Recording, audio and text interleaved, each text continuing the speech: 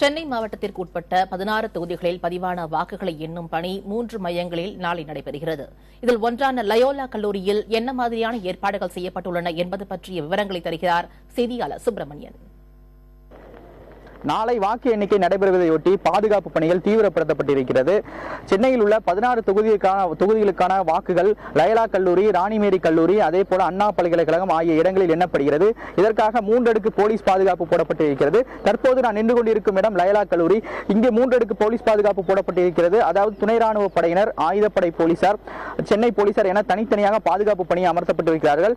நேற்றிலிருந்து பெய்து வரும் மழை காரணமாக வாக்கு எந்திரங்கள் எதுவும் சேதமடையாமல் இருப்பதற்காக தக்க நடவடிக்கை எடுக்கப்பட்டிருப்பதாக மாநகராட்சி தரப்பில் தெரிவிக்கப்பட்டிருக்கிறது. அது மட்டுமல்லாமல் அடையாள அட்டை இல்லாதவர்கள் வாக்கு எண்ணிக்கை நடைபெறும் என்று உள்ளே அனுமதிக்கப்பட மாட்டார்கள் என்று சென்னை போலீஸ் தரப்பில் தெரிவிக்கப்பட்டிருக்கிறது.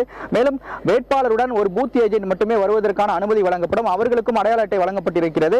அவர்களும் அடையாள அட்டை காண்பித்தால் மட்டுமே உள்ளே அனுமதிக்கப்படுவார்கள் என்று தெரிவிக்கப்பட்டிருக்கிறது. அது மட்டுமல்லாமல் செய்தியாளர்கள், பத்திரிகையாளர்கள் என்று தனியாக மீடியா சென்டர் அமைக்கப்பட்டிருக்கிறது. அவர்களும் அடையாள அட்டை கண்டிப்பாக கொண்டு வர வேண்டும் என்று காவல்துறை தரப்பில் தெரிவிக்கப்பட்டிருக்கிறது.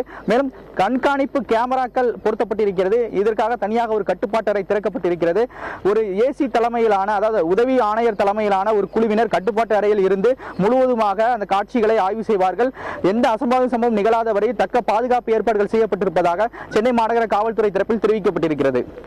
புதிய தலைமுறைக்காக ஒளிப்பதிவாளர் கணபதியுடன் சுப்பிரமணியன்.